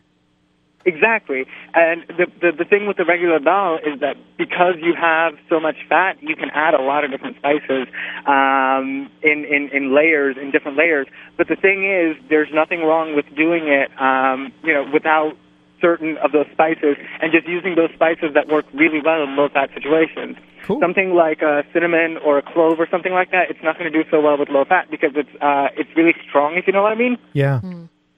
And you need that fat to kind of mellow it out. But things like cumin, mustard seeds, sesame seeds, turmeric, those kinds of things, coriander powder, definitely, they have those really smoky flavors that lend themselves really good to low-fat cooking. Excellent. And you also mentioned that you had some kind of marinara in yes, mind. when I make marinara sauce on the stove, what you're traditionally supposed to do is you get a bunch of olive oil, you throw some garlic and onions in there, and you let it simmer for a while. Then you throw in some tomatoes, and the tomatoes splatter, and they make a mess all over your stove, and your pasta's done, and now your entire kitchen's a huge giant mess. What I found is that if I take like a roasting pan of some kind, and you heat it up over 2 burners because those roasting pans are pretty big, and you get it good and hot, and you spray on some of that non-fat cooking spray, throw in maybe, half an onion chopped, and, a clove or 2 of garlic, let it sizzle for about 5-10 minutes on medium heat, then throw in 2 cans of crushed tomatoes, about 12 ounces each, and throw in a handful of fresh basil. Just stir it through until it comes to a boil, then turn off the stove and throw it into a 350-degree oven for about 15 minutes. Oh, cool. So while that's happening, you can boil your pasta and make a salad and all that. Exactly. And so just when your pasta and your salad are both done, the marinara sauce is going to be cooked down enough. And the good thing about doing the marinara sauce this way is that your tomatoes aren't going to break down too much. So you have those great big chunks of tomatoes in there, along with the little bursts of garlic. And since you use fresh basil, you're also going to... Basil and tomato, match made in heaven. Absolutely. No They're question so about wonderful together. Cool. Well, that sounds really good. And these sound like great ideas for if you're like in a hurry and you want a hearty meal when you come home from work, but you're still, can make a great meal in not a lot of time. Well, exactly. And the other thing is that when you're doing this type of marinara sauce, you want to avoid like angel hair or another really thin type of noodle. Go for a really hearty noodle like broken up lasagna or tagliatelle or, ziti or something like that where it can stand up to some really hearty, rich sauce like that. Cool. And what about this whole notion of, tossing? Do you toss the pasta with the sauce or do you put the sauce on top of the pasta? Personally, I like to toss the pasta with the sauce. I think that gives you more flavor. What do you think of this? Personally, I like it both ways. When it's on top, it'll be for those heartier sauces. Like, say, for example, you took my same marinara sauce that I told you about. Yeah. And say, for example, you threw in like 2 or 3 cups of cooked quinoa. It'd give it this kind of like meaty texture. I know I'm against omni subs, but you know what I'm talking about? So you're saying that if you were throwing cooked quinoa, you would almost have, it would be like there was ground beef in there or something. It'll almost be like a bolognese or something where you have those little chunkies in there. The good thing about the quinoa, though, is that if you throw it in at the same time as the tomatoes, they absorb the flavor of the tomatoes. Maybe throw in about a quarter cup to a half a cup of red wine along with it, and do that same oven technique. And it's going to have this delicate flavor with that richness of the quinoa and that heartiness of the tomatoes, freshness of the basil. It would be a beautiful thing. Cool. Are you outside or something? Are you windsurfing? Yeah, it's kind of windy. Yeah. Are you down on South Beach windsurfing, Dino? I'm out on the beach. It's really nice. And the thing is that, when you have some kind of sauce like that, you don't really want to toss it around too much because then it's going to get a little bit homogenized. And you want to have those distinct bites of, a little bite of pasta, a little bite of that quinoa, a little bite of the tomato. But when you're having, let's say, just a straight marinara, or say, for example, I do like a vegetable sauce, what you do is you get a bunch of vegetables, zucchini, squash, maybe some eggplant, possibly some mushrooms, garlic, onions, and toss them all through. And then throw it in the oven, roast them up, and toss them with pasta. I definitely want to toss it that way. Cool. That sounds really good. It does sound me really hungry. It actually is.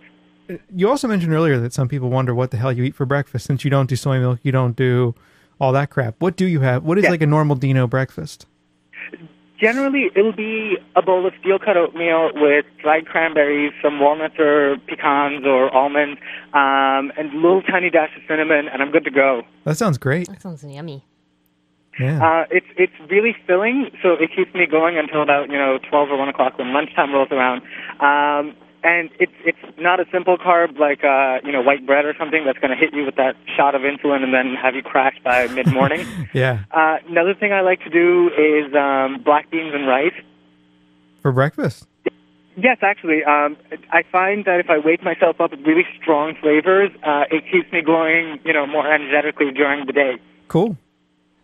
The stronger the flavors, the better. So, I like to have some, really hot chilies on the side with some chopped onions and some chopped tomatoes and chopped cucumbers, tossed in a little bit of lemon and cilantro, along with the black beans and rice. So I feel really good and full, but it doesn't weigh me down. Sounds great. Mm-hmm.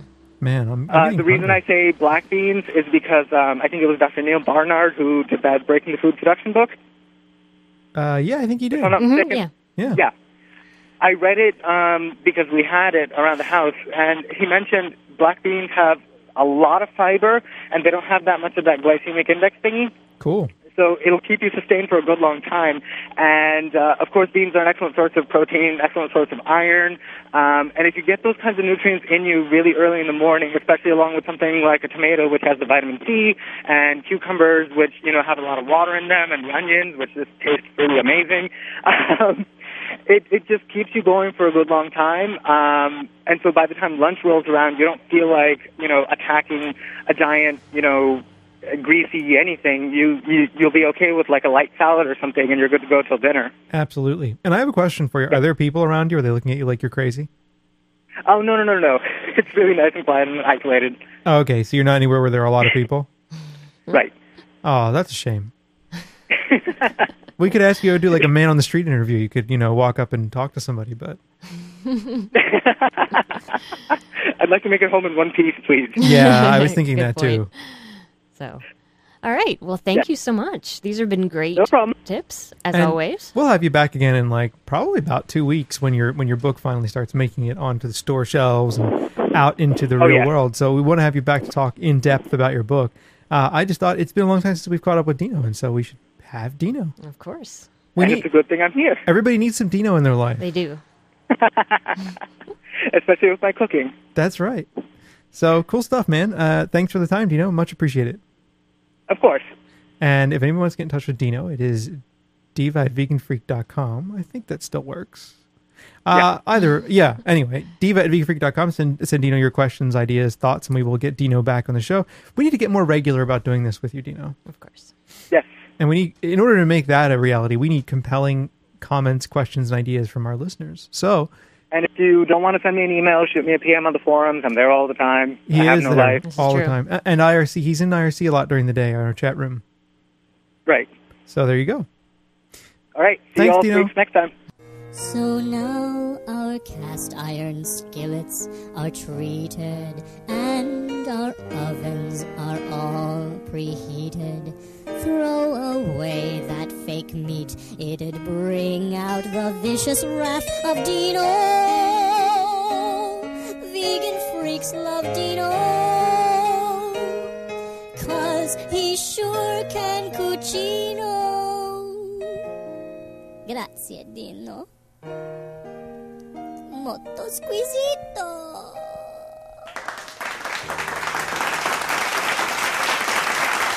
Okay, enough of that. So? Yes, thank you, Dino. And like we said at the beginning of the show, the cookbook out soon. And Very, very, very, very soon. so, yes. We've cleaned up all of Dino's Britishisms in the book. We just like to pick on him for that kind of thing. Of course, we always pick on Dino. Of course. He's fun to pick on. So, are we done with the show now? I believe so. And it was a much better show than what we tried yesterday because the dogs are actually sitting here sound asleep and they look so cute. They do. And Yesterday, he's dreaming. yesterday I was pissed at them. Oh my God. Oh. But yeah, so doggies, good show. But I think we're done. Yep. I think we're done. All right. I'm trying to find the right okay. button. You can give us a call, 267-295-9044. Yeah, stop! Or like Bob said, leave us a message on the My Chingo thingy. You all right there? Yeah, I'm sorry. Okay. I'm still working with the new software. It requires... Okay. There are buttons I can push and fuck things up, and I just did. Okay. So, anyway, leave us a voicemail on the My Chingo thing, 267-295-9044. Send us email, show@veganfreakradio.com. Stop by our forums and say hi. Check out our show notes, veganfreakradio.com. Yep. I will list those blogs I talked about there and links to Breakbeat Ninja's album, links to that Inked Ink project. If you're curious to see the pictures of me, they're on my blog at bobtorres, TORRES.net. I guess that's about it. think that's all we have for this week. So be in touch with us. And I don't know. It's about all I have. I'm done. I'm like, I'm all out. Just stay happy, healthy vegans. Absolutely. Talk to you later. Bye.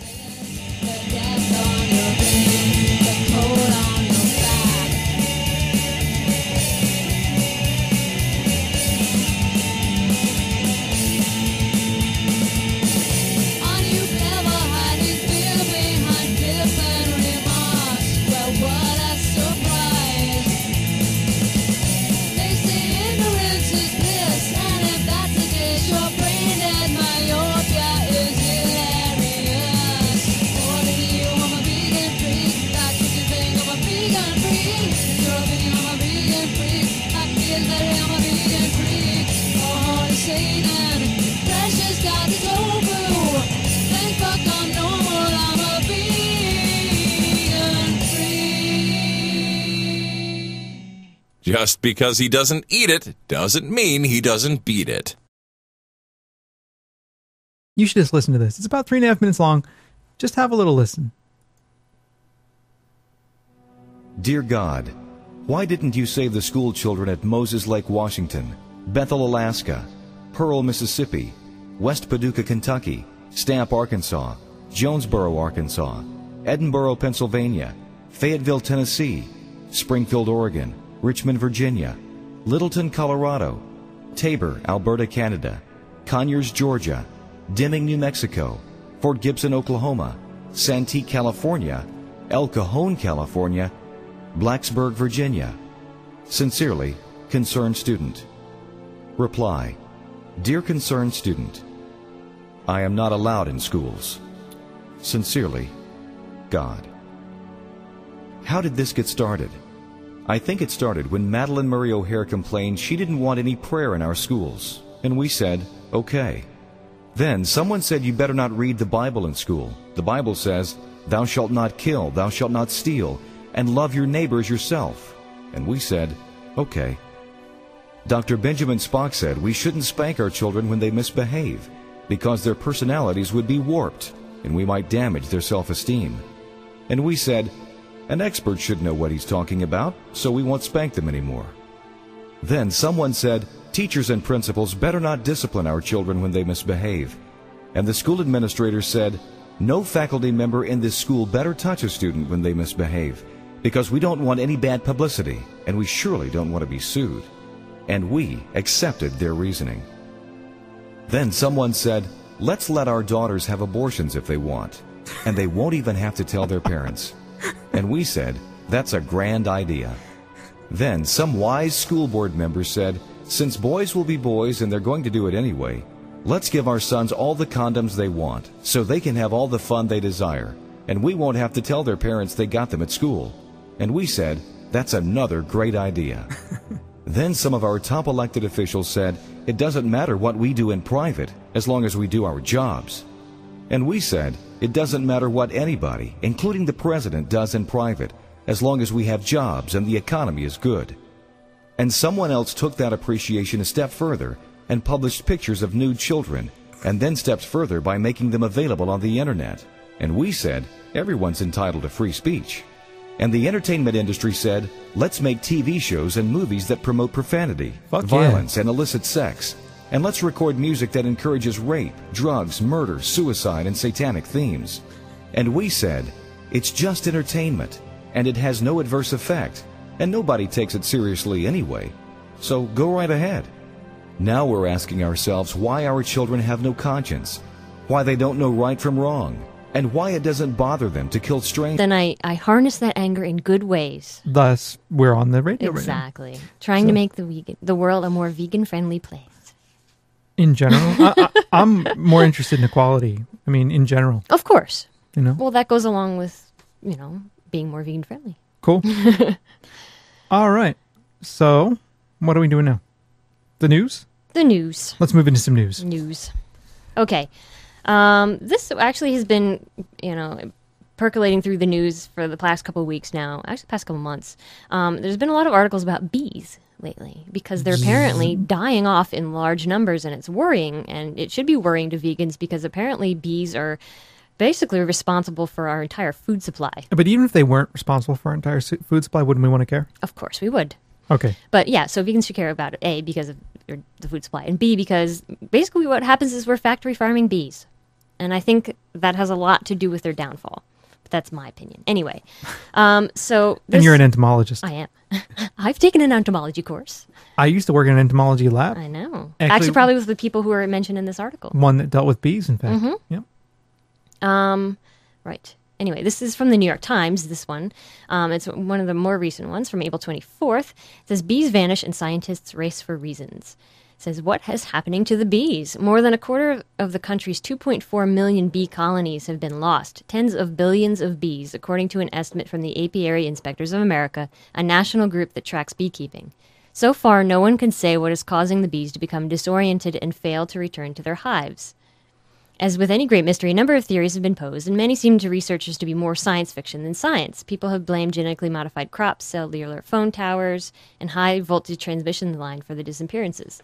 Now, I don't think that's such science fiction. How do we know that they're not causing these kinds of things? We have no idea. No, and I think that every avenue should be investigated. And if they were good scientists, they wouldn't close those avenues off by discriminating against them because they believe it has a sci-fi feel to it. Right, or because they don't want to actually hear that that might be the cause. Heaven forbid, It's if true. we didn't have our cell phone towers, what the hell would people do? They'd be mass riots.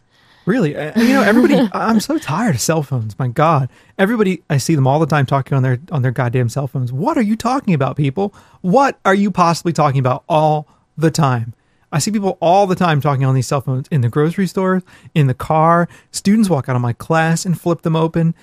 What are you doing? What are you all doing on the cell phones? You're killing the bees. Yeah. You never know. You might be. No, we have no idea. You might be giving yourself brain cancer for all we know, too. Well, that's fine if that's what they want to do. I mean, no, people should be entitled to give themselves brain cancer if they wish. True. Anyway.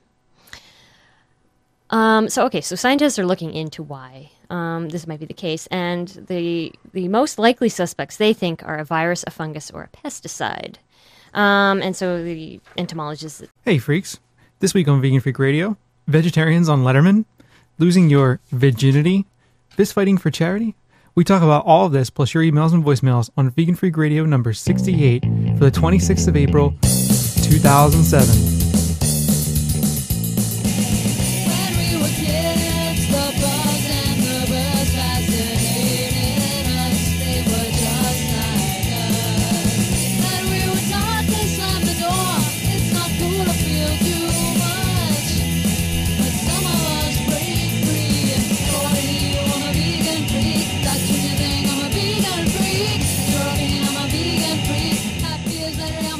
Coming to you from high atop their elite fortress of moral superiority, here are your protein-deficient hosts, Bob and Jenna. Hey everybody, how you doing? This is Bob. And Jenna. And we're back again for another week of Vegan Freak Radio. Sorry about last week. We were busy, we were traveling, we were out of town. Yes, we were, all those things. We were indeed. So it was difficult for us to get a show together. It would have been crap. And this is our second crack at doing show number 68. We sat down yesterday to do show number 68. We sat here for a whole hour trying, and in that hour we recorded only 20 minutes of show. Yeah, because, we had the window open because it was really hot in here. It was warm. And that was an invitation for the dogs to stare out the window and then bark at everything that went past. Yeah, any and everything. A leaf blowing by on the front lawn, was suddenly like the most interesting thing in the world and had to be barked at. Yeah. And it was insanity. Yeah, and it would have been fine if it were a long distance, barking, but it was very, very loud and doing nasty things to our equipment. It was making the levels clip. Yes. Everything was clipping. Red all over the place in Yeah. the lever. It was just a mess, complete mess. And I don't know, we were kind of in a bad mood collectively. It happens. I know. happens. Some of you say that you appreciate the shows when we are angry and grumpy at each other, but they're less fun for us. So, and I don't know. We just kind of sit here and get grumpy. But anyway, today we're in much better shape. So we've got an exciting show for you. A lot of things to play for you today, a lot of things to talk about. But before we get into the kind of heart of the show, I wanted to do a couple quick announcements. First, those of you who have been listening to the show for a while might remember show number 40, where we did the vegan music show. On that show, we had Breakbeat Ninja, and he wanted us to announce that he has an album coming out. And you can find out more information about his album at myspace.com/breakbeatninja, Ninjah. So go there and check that out. You may recall We played one of his tracks, 2 of his tracks on that show, didn't we? 1 or 2? I don't remember. Anyway, one of the tracks we played on the show, I think The Blue Desert, is also available at that MySpace page. You can get more info on the album. You can order it at breakbeatninja.com and all that stuff. So there you go. That's one thing. Another thing is, Jen and I were both recently in Boston, and I was there for a photo shoot of all things. I practiced my Zoolander-ish blue steel. And anyway, it was for a project, actually, an art project. Classmates, or even themselves. Undoubtedly, if we thought about it long and hard enough, we could figure it out. Surely it has a great deal to do with we reap what we sow. I'm going to have to go ahead and sort of disagree with you there.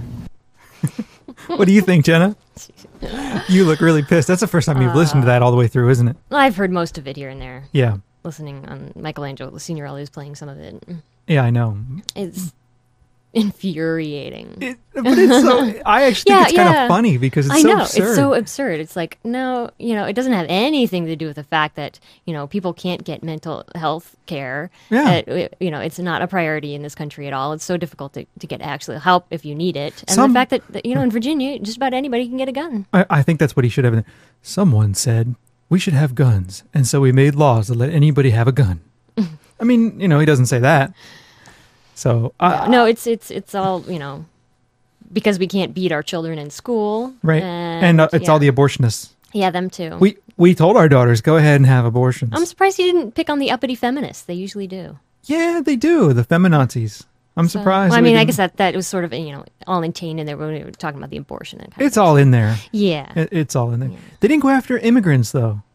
No, I didn't hear any immigrant. I didn't hear anything like, well, someone said we should open our borders, and we did. They didn't say that. Yeah. Oh, and it's all Bill Clinton's fault too. Oh, right, yeah, right. Don't forget that. Yeah, Bill Clinton. I don't like Bill Clinton, so let's get that on the table. But the guy gets a blowjob, and No, it's Bush, the downfall of Western society. Apparently, Bush did cocaine and was an alcoholic for 10 years in his 30s and into his early 40s. He turned 40 is when he found Jesus and decided he wasn't going to do that anymore. And it was all youthful indiscretion. Apparently, youth, when you're upper middle class, extends until you're 40. Mm-hmm. I just think the whole thing, I actually think it's kind of disgusting because what it does is it argues that the reason that we have these shootings is because there's no prayer in school. What? Because we allow people to have abortions. What? The whole thing is absurd through and through to the core. And these are the same people then that go to the funerals of the victims of these shootings and protest. Well, I don't think it's the American Family Institute, but the people who like them, who enjoy this kind of rhetoric, indeed. Right. Yeah. Which and, sick. I don't know. I mean, this is pretty crazy stuff. So following up on a couple weeks ago, we played stuff from Jesus Camp, and I thought, we got to know what's going on out there. You can try to ignore this stuff, but that doesn't mean it's not happening. I know. It just makes me angry. I'm not allowed to get angry about it. You're absolutely allowed to get angry about it, but you never let me watch or listen to any of it. Because it makes me angry. And I already have plenty of stuff in my life that makes me angry. Do you really? You don't have a happy life? I do have a happy life, but there's so much out there that's just so infuriating. Anger is damaging, Jenna. You're becoming what we hate. No, but... Where this guy named Dave Kimmelberg takes pictures of heavily tattooed professionals, both before and after, in a sense. Not before and after. I mean, it has the feel of a before and after, but he takes pictures of the professionals dressed in their professional garb and of them dressed in their kind of regular everyday street wear. And the idea is that, in the professional garb, you probably can't see the tattoos, but in the everyday streetwear, of course, you can. So I went and did that, and it was actually kind of interesting. He's coming out with a book, and you might want to check out his site, too. It is Inked, INKEDINC.com. Actually a cool project, because you can see that, different kinds of people who get tattoos, and there's doctors and lawyers and all kinds of stuff up on the site. And it was interesting. If you, he has a book that's kind of cool, so go check that out. Yeah. And we also have news about Dino's book. Will be shipping shortly. It will hopefully be going off to the printers next week. So it will be shipping very soon after that. It'll hopefully be back from the printers next week. Well, yeah. So anyway, Dino's book will be around soon for those of you that have the orders. We should have it out. We thought we'd have it out by the end of the month. It'll be pretty close. Yep. Probably just in the beginning days of May, somewhere in there, we'll have them all shipped out. And also, I kind of noticed lately that a whole bunch of abolitionist blogs are popping up. James Crump has one. Roger Yates, Ariex, I guess is how you say your name. I don't know, Joanne, whatever. She has her blog is interesting because it does all the entries are in French and English, and she recently had an interesting fight there with a PETA supporter. So that's worth checking out. I will post links to all those in the show notes. Alrighty then. You don't seem very talkative today, J-Dog. I'm tired. It's Friday. You just had a coffee. I know. Well, I also just got back from work. Well, what do you think I did all day? I know, but you didn't have to talk to people. It drains me. Yeah, I see. So, in a way, I actually miss teaching a little bit. yeah, I can see how. I don't miss grading. I will never miss grading, but I miss teaching a little. Anyway, before we get into kind of the vegan aspects of the show, I heard something recently that I had to share with you, our kind and gentle audience. And I'm hesitant to share it because it's not really about what the show is about. But on the other hand, it is so absurd, and I think it's so telling of the kind of political forces that are happening, that are exerting control over the United States at this point, that it's really worth having a listen to. Now, I suspect it was worldwide news that there was a mass shooting in the United States in Virginia, 31 or 2? 33, including the shooter. 33 people died in this shooting. And, of course, all different kinds of political interests have seized upon the shooting to, of course, advance their own agenda. And, you get the pro-gun, the anti-gun lobby, and everybody. I've actually heard people say, well, if everybody were armed, there would have been no shooting, which is an absurd notion to me. But in any case, one of the most absurd things I've heard is from the American Family Institute. I think that's who this is.